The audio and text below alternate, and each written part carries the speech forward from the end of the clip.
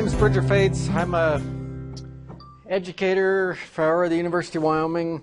I cover the five western counties of Wyoming. It's a pretty big area that I get to cover. But we can't grow near as much as you, so I only have to know half the amount, right? So we're going to start tonight, and I'm going to start with integrated pest management, and then we'll do some specifics on weed management, and then finish up with understanding pesticides.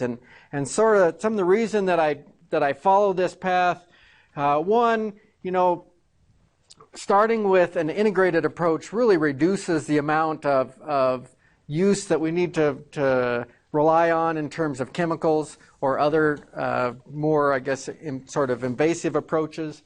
And so we'll talk about that first.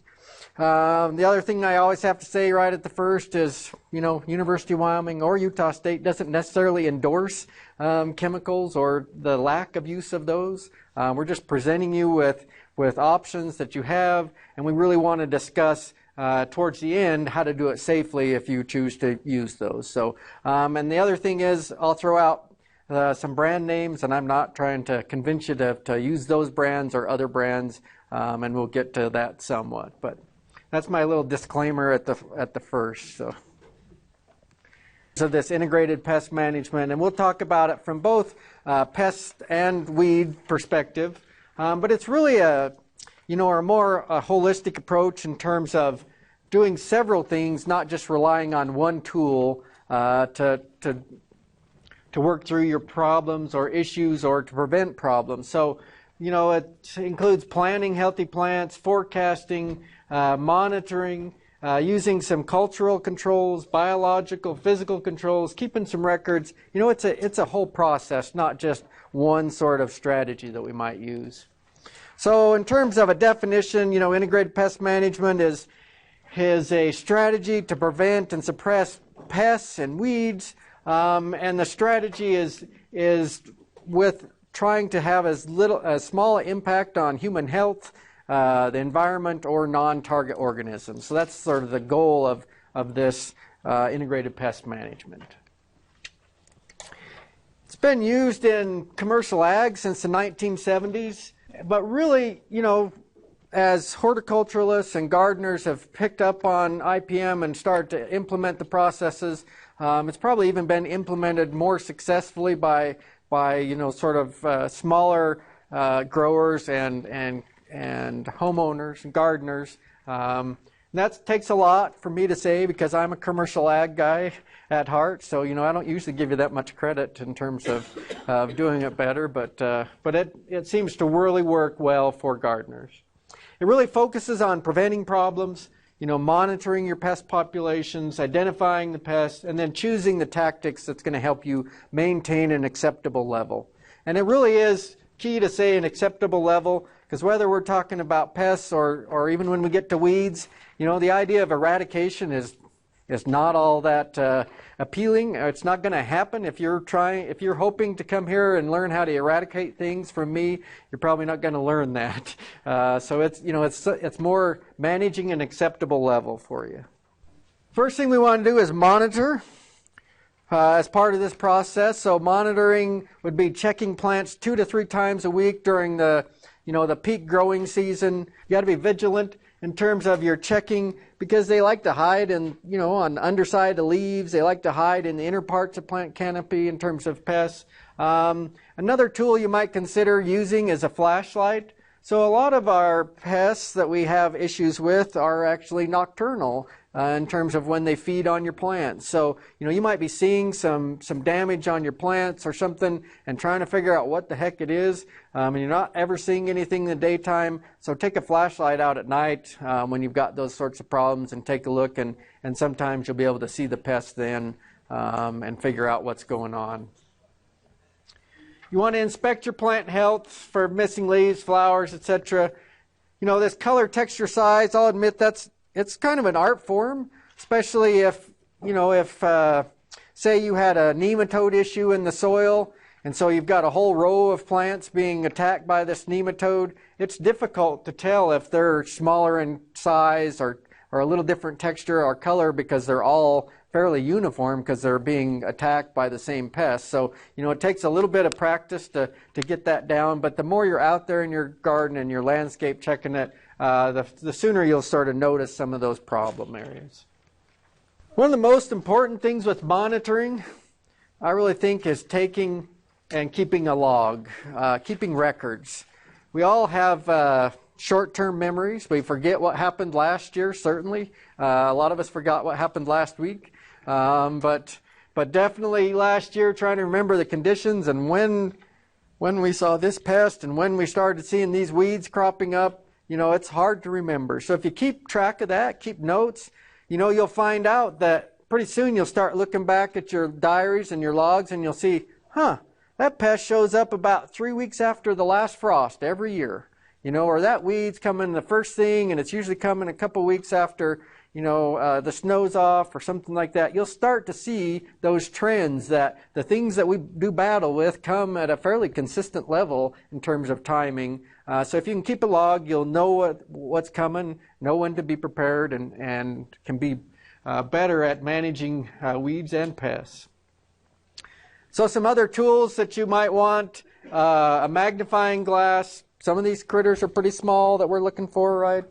Plastic bags, flashlight, sheet, and trap. So sheet, you might use a sheet to shake pests onto, and you can get a better idea when they're on a white sheet, what you've got when you see them on the sheet. Next thing you need to do is properly identify these pests. So it definitely is good to sort of understand your pests, whether they're weeds, and we're going to get to proper identification of weeds and why that's important, whether it's a pest. But you want to rule out these other factors first, like environmental, mechanical injury, soil. We have voles in Wyoming quite a bit. Voles come in under the snow. I know you guys have that too. They'll come in under snow, make the trails in your grass, and then when the snow leaves, voles leave, and you're like, dang it, right? So, but one other thing voles will do sometimes is they'll girdle young trees. So I've had a vole girdle a young tree in my yard before, and I've had calls out to come out and they'll girdle young trees. But, if you send a teenager out with a weed eater to do some work in your lawn, they'll girdle young trees too. And it'll look just like a vole has girdled that young tree sometimes. So you do have to rule out other factors, instead of reaching for, some other tool to control the pests. It might just be something, mechanical or environmental that's causing the issues with your plants, not a specific pest. This one's also important. You want to make sure the pest you see is actually responsible for the damage. So one of the most common ones I get, especially it happens a lot in late spring, summer in my area, where people will call me and they'll say, ants are attacking my aspen trees. What do I do to control the ants? They're ruining my aspens, So what's the real answer? Aphids, right? So, but a lot of times the pest we see is a big one. It's easy to see, and we think, that's what's doing the problem, and it's really not that. It's something else. So, yeah, aphids secrete a really sugary substance that the ants feed on, and that's really the ants are just a sign of the problem, not the problem. Other than ants do complicate the problem. I don't know if you guys have read or seen that ants actually will farm aphids, so they'll pack them from one plant to another, get them started on another tree that they want them to work on. So they are complicit in the problem with the ants or with the aphids as well. But it's really important to identify the actual pest that's causing you the damage. Next thing we have to do, whether we're managing pests or weeds, is establish tolerance. And we have to establish the plant's tolerance and our tolerance as a gardener. And so generally, which one do we think is more tolerant? The plants. Yeah, the plants are way more tolerant than we are. So you can have a white satin moth come in and completely defoliate a golden willow or something. And that tree will next year come back and be just fine. It will have suffered a little. It wouldn't, it doesn't get to photosynthesis and stores much into the root system, so it'll have to take some root reserves, but it'll be fine the next year. But if if something comes in and defoliates your trees, that's way beyond most of your tolerance levels, right? So you have to sort of balance that. Tolerance is definitely based on time, energy, and money. And since most of us are not unlimited on those, you know, we have some limits on ourselves, we have to sort of balance how much tolerance we have. If you're looking at balancing, you know, your younger plants, seedlings, they are going to be more susceptible to weeds taking over them, pests. You know, that's really where you want to spend some energy in terms of your battle with weeds and pests. So, you know, if we're treating our mature plants right, whether it's with an infestation from weeds or pests, if they're healthy, good, strong plants, they're going to be able to outcompete or you know, pitch out a borer or what have you. You know, they can fight pests pretty well if we're keeping them good and healthy in terms of plants, and we'll talk a little more about that. So this, the title on this slide is wrong. It shouldn't be choose your tactic. It should be choose a set of tactics. So, you know, that's part of this IPM process. The idea of not just relying on one method to control either weeds or pests, but choosing several methods that's going to help you as you work through that. And we're going to talk about each of these individually: cultural, physical, biological, and chemical. So in terms of cultural, that top one up there, that just makes you mad when you call into the extension office and they tell you that one, right? because most of you have already planted your plants, or you bought a home that already had plants there, or you know, you before you took this class and learned about this kind of stuff, you just planted what you thought looked good, and so you got to deal with what's out there. And so a lot of us don't have a lot of choices in terms of resistant or tolerant varieties, but as we're planting new plants and selecting new plants, it's definitely something to think about in helping you fight these weeds and pests. Next thing you want to do is put the right plant in the right place. This is really tough for us as gardeners. We look out in a spot in our landscape and we think, that plant would just look beautiful there. And we don't necessarily always think about what would be the right plant for that spot in terms of its nutrient requirements, its water requirements, its sun requirements. You know, so one example, an extreme example, in Evanston during the boom time of the late 70s, early 80s there in Evanston, there were a lot of new houses being built, a lot of new landscapes, and there was a company from actually from Utah up there doing landscaping there, and one of their favorite trees to plant, especially sort of out at the very front of the sidewalk to welcome people in, were the dwarf Alberta spruces. So they love those trees up there. They are zoned properly. They're a zone 3, I think, most of them. Evanston's, you know, zone 4. The USDA says we're a zone 5 nowadays. That's not true.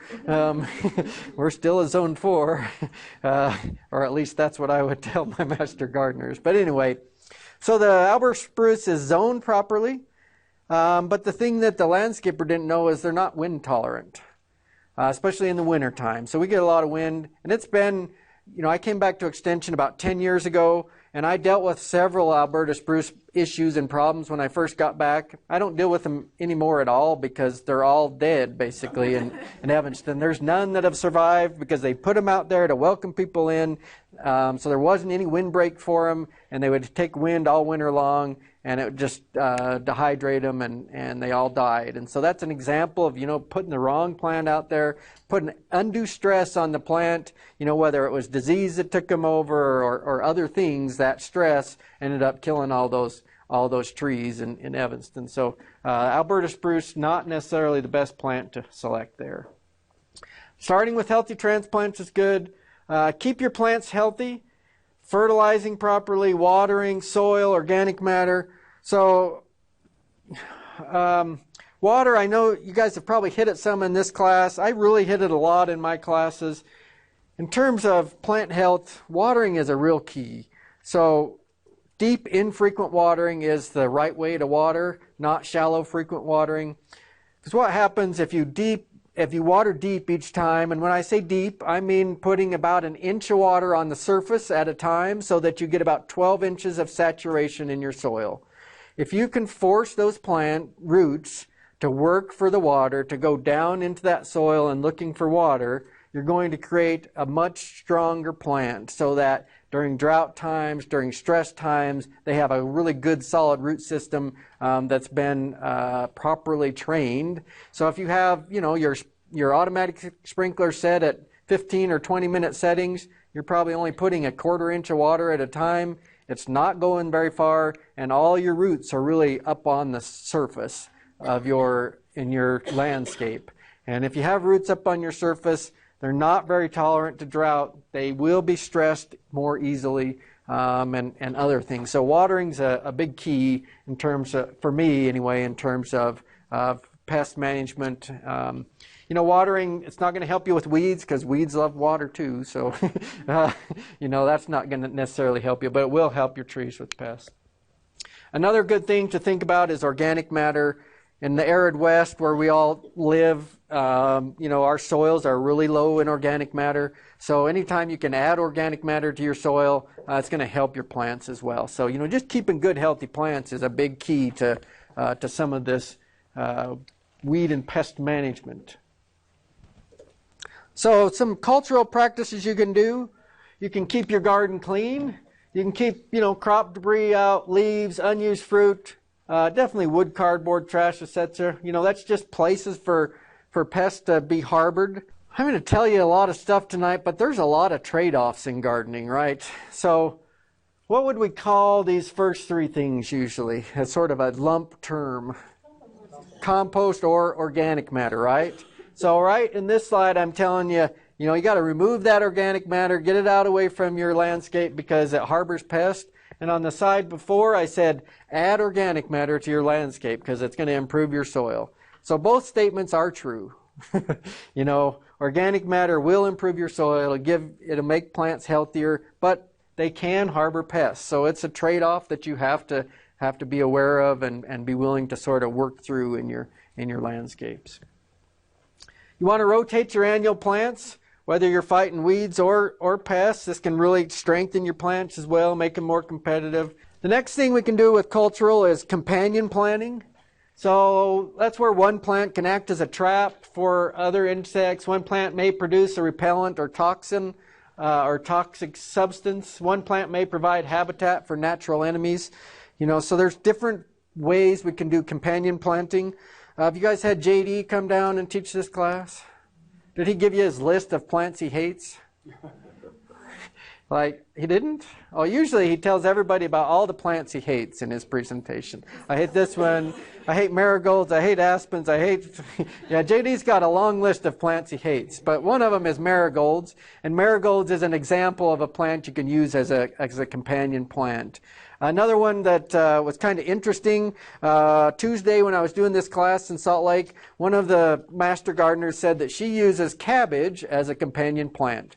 The reason is, she said that she hates cabbage, absolutely will not eat cabbage, but the aphids love the cabbage. So she plants the cabbage around the stuff she wants to keep so that the aphids will come to the cabbage that she's not going to use, and she uses that as her companion plant. So you can, use strategies, be creative in terms of what you do and it can help you out in terms of companion planting. Another one, a common one that has, I would say limited success, but so deer quite enjoy tulips, right? And they'll eat them readily. They don't like daffodils. People will try and plant, daffodils mixed in with their tulips to help with deer problems.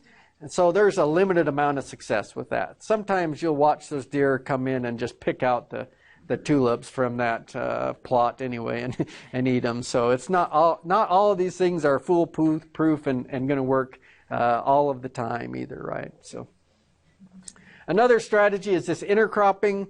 So that's the idea. Instead of planting all of your rows of corn in one spot or all of your rows of peas or however you're gardening, that you would plant a row of corn, then a row of peas, then a row of potatoes. So you're mixing up your plants so that you don't have specialist insects coming in and just taking out your whole crop. Now, the problem with that is we have a lot of these generalists who, they enjoy the spice of life just like we do too. And so, if you mix up your crops, you're just giving them a lot of variety to do well and thrive into. So there's definitely some trade-offs there.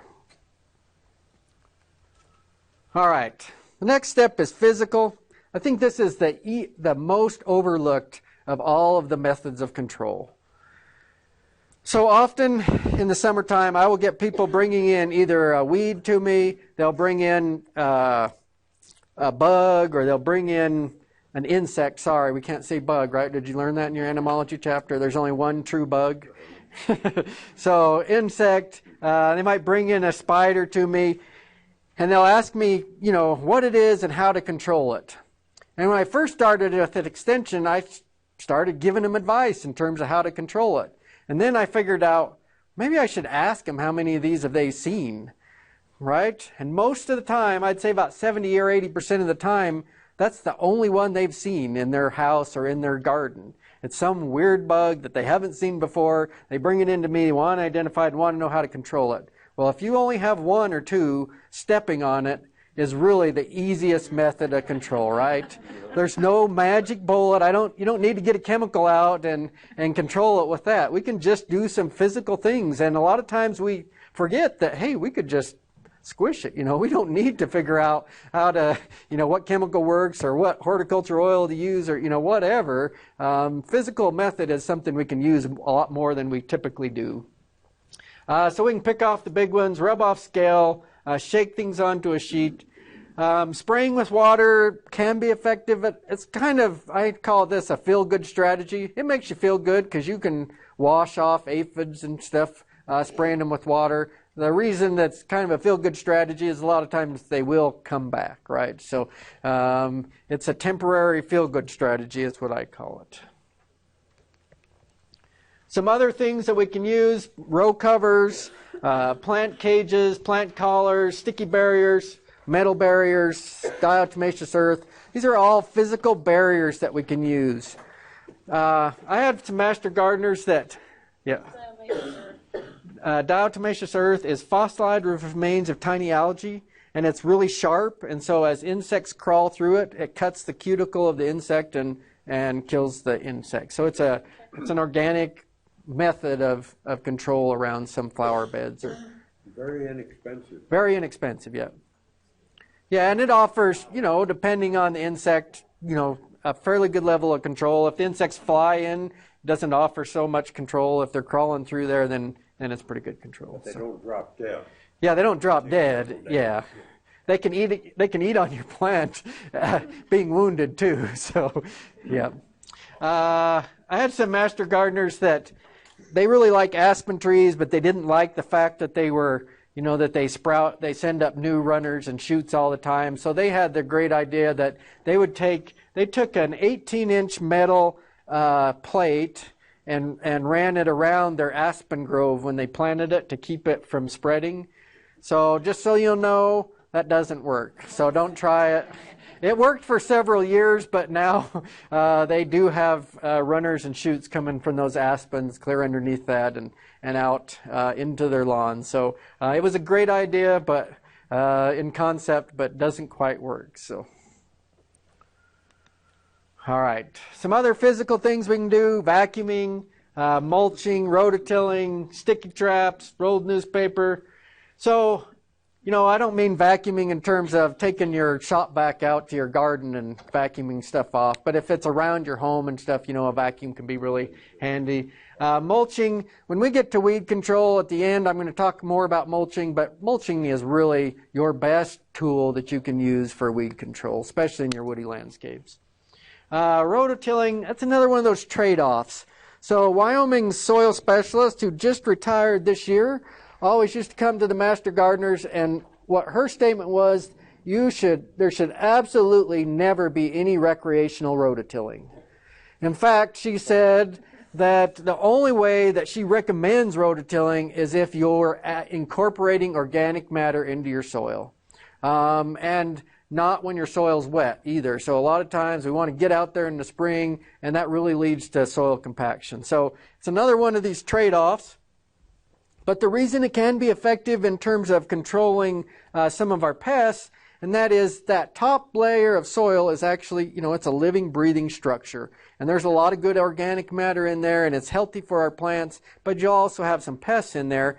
And the reason she doesn't like you to rototill is because when you till that, you turn all that living, breathing part into the bottom, and you bring the bottom part, which was fairly sterile, up to the top. And so you basically have to start over each time you till. So that's kind of why she recommends not doing that, unless you're adding organic matter. But if you've got a serious pest problem, that is an option because you're turning that over, you're sort of starting over, and it can be a way to control pests. So again, I say I don't have solutions for you. I just have trade-offs that you can think about in terms of how you do it. Rolled newspapers, that's the cheapest, easiest way to trap earwigs. So, you can dampen that newspaper up, roll it up, put it in an area where you're having a lot of earwigs, and they'll really collect in that newspaper quite readily, and you can get rid of them and throw them away. And so it's an easy way to do that. The pheromone traps, they're sort of interesting in terms of pheromone traps. What researchers understand about insects is they secrete these specific pheromones that will encourage other insects to come to them. So they, invite other insects in with these pheromones. So they've replicated those with these traps. They are very specific to a certain pest. But you can buy them, and some of you who would do some fruit production, there are some moths that have pheromone traps. I know that we've done some research with them. The only thing I would encourage you to do with those, though, is make sure you're not putting them in the area that you're wanting to control. So I wouldn't put pheromone traps in the middle of my fruit trees. I would put them out around the outside of the fruit trees because pheromone traps do bring insects into them. And it doesn't mean that insects are going to take a straight beeline to the trap. They may be persuaded to stop by your fruit trees too as they go through. So another example of pheromone traps, if any of you have cabins up in wooded areas where you've had to fight with the pine beetles, there's a company that did some research and found out that the pine beetle actually sends out another pheromone when the tree is full. So once pine beetles attack a tree and it becomes full and there's no more room, so to speak, in the inn, they send out a pheromone to let other beetles know that they need to go to the next tree to attack it. And so people have used these pheromone traps in bags, and they'll put them in groves of their trees, or if they've got 20 acres of pine trees or something, they can put those. And it doesn't necessarily protect any individual tree, but it does. They've found through research protect, in general, on average, it's going to protect a stand of trees better than not doing it. So just kind of an interesting technology that's developed.